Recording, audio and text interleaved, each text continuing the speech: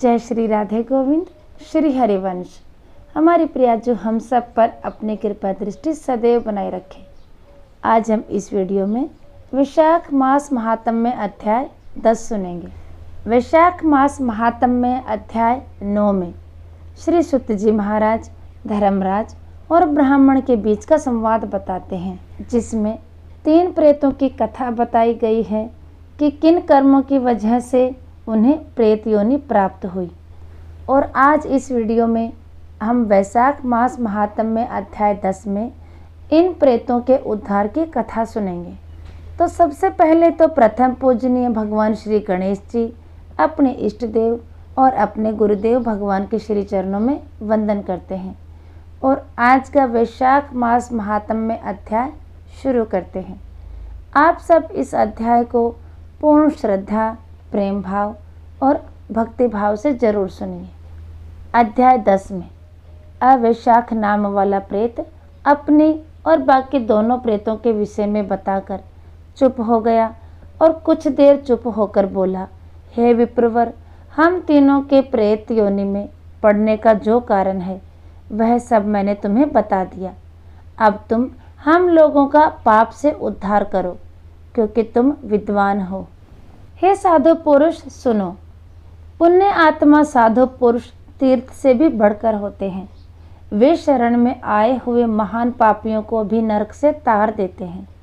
एक मनुष्य जो सदा गंगा आदि संपूर्ण तीर्थों में स्नान करता है तथा एक अन्य मनुष्य जो केवल साधु पुरुषों का संग करता है, उनमें साधु संग करने वाला पुरुष ही श्रेष्ठ है। अतः तुम स्वयं हमारा उद्धार करो। यह मेरा एक पुत्र है जो धन शर्मा नाम से विख्यात है। हे साधु पुरुष, तुम उसी के पास जाकर ये सब बातें कहो, हमारे लिए इतना परिश्रम करो।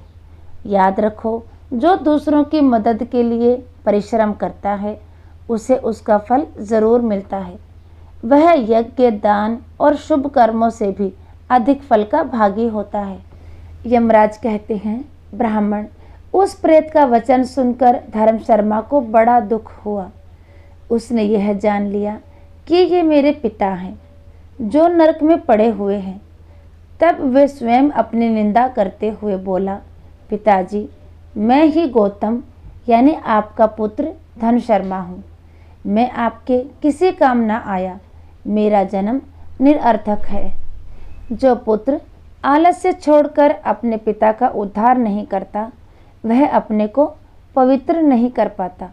जो संतान इस लोक और परलोक में भी सुख का विस्तार कर सके वही संतान या तनय माना गया है। इस लोक में धर्म की दृष्टि से पुरुष के 2 ही गुरु हैं, पिता और माता। इनमें से भी पिता ही श्रेष्ठ है, क्योंकि सर्वत्र बीज की ही प्रधानता देखी जाती है। पिताजी, क्या करूं, कहाँ जाऊं, कैसे आपकी गति होगी? मैं धर्म का तत्व नहीं जानता, केवल आपकी आज्ञा का पालन करूंगा। वह वैशाख नाम का प्रेत बोला, बेटा, घर जाओ और यमुना में विधि पूर्वक स्नान करो। आज से 5वें दिन वैशाख की पूर्णिमा आने वाली है, जो सब प्रकार की उत्तम गति प्रदान करने वाली तथा देवता और पितरों के पूजन के लिए उपयुक्त है। उस दिन पितरों के निमित्त भक्ति पूर्वक तिल मिश्रित जल का घड़ा, अन्न और फल दान करना चाहिए। उस दिन जो श्राद्ध किया जाता है वह पितरों को 1000 वर्षों तक आनंद प्रदान करता है। जो वैशाख की पूर्णिमा को विधि पूर्वक स्नान करके 10 ब्राह्मणों को खीर का भोजन कराता है वह सब पापों से मुक्त हो जाता है। जो धर्मराज की प्रसन्नता के लिए जल से भरे हुए 7 घड़े दान करता है वह अपनी 7 पीढ़ियों को तार देता है। बेटा, त्रयोदशी, चतुर्दशी और पूर्णिमा को भक्तिपरायण होकर स्नान, जप, दान, होम और श्री माधव का पूजन करो। उससे जो फल हो हम लोगों को समर्पित कर दो। ये दोनों प्रेत भी मेरे परिचित हो गए हैं, अतः इनको इसी अवस्था में छोड़कर मैं स्वर्ग नहीं जा सकता। इन दोनों के पाप का भी अंत आ गया है। आगे यमराज कहते हैं, हे ब्राह्मण, बहुत अच्छा, यह कहकर वह श्रेष्ठ ब्राह्मण धर्मशर्मा अपने घर गया और वहां जाकर उसने सब कुछ उसी तरह किया। वह प्रसन्नता पूर्वक परम भक्ति के साथ वैशाख स्नान और दान करने लगा। वैशाख की पूर्णिमा आने पर उसने आनंद पूर्वक भक्ति से स्नान किया और बहुत से दान करके उन सबको पृथक पृथक पुण्य प्रदान किया। उस पवित्र दान के संयोग से वे सब आनंद मग्न हो विमान पर बैठकर उसी समय स्वर्ग को चले गए। ब्राह्मणों में श्रेष्ठ धनशर्मा भी श्रुति, स्मृति और पुराणों का ज्ञाता था। वह चिरकाल तक उत्तम भोग भोग कर अंत में ब्रह्मलोक को प्राप्त हुआ। अतः यह वैशाख की पूर्णिमा परम पुण्यमयी और समस्त विश्व को पवित्र करने वाली है। इसका महात्म्य बहुत बड़ा है, अतएव मैंने संक्षेप में तुम्हें इसका महात्म्य बतला दिया है। जो वैशाख मास में प्रातःकाल स्नान करके नियमों के पालन से शुद्ध चित्त हो भगवान मधुसूदन की पूजा करते हैं, वे ही पुरुष धन्य हैं। वे पुण्य आत्मा हैं तथा वे ही संसार में पुरुषार्थ के भागी हैं। जो मनुष्य वैशाख मास में सवेरे स्नान करके संपूर्ण यम नियमों से युक्त हो भगवान श्री लक्ष्मीपति की आराधना करता है, वह निश्चय ही अपने पापों का नाश कर डालता है।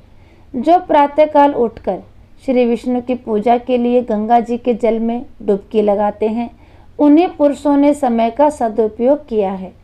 वे ही मनुष्यों में धन्य तथा पाप रहित हैं।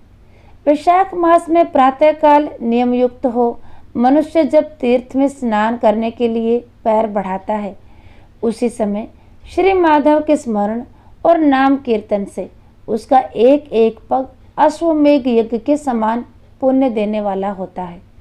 श्री हरि के प्रियतम वैशाख मास के व्रत का यदि पालन किया जाए तो यह मेरु पर्वत के समान बड़े उग्र पापों को भी जलाकर भस्म कर डालता है।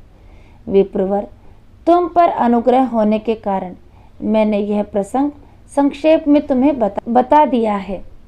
जो मेरे कहे हुए इस इतिहास को भक्तिपूर्वक सुनेगा वह भी सब पापों से मुक्त हो जाएगा तथा उसे मेरे लोक यमलोक में नहीं आना पड़ेगा।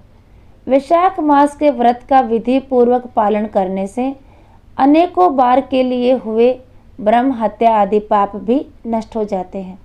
निश्चित बात है वह पुरुष अपने 30 पीढ़ी पहले के पूर्वजों और 30 पीढ़ी बाद की संतानों को भी तार देता है, क्योंकि अनायास ही नाना प्रकार के कर्म करने वाले भगवान श्री हरि को वैशाख मास बहुत ही प्रिय है।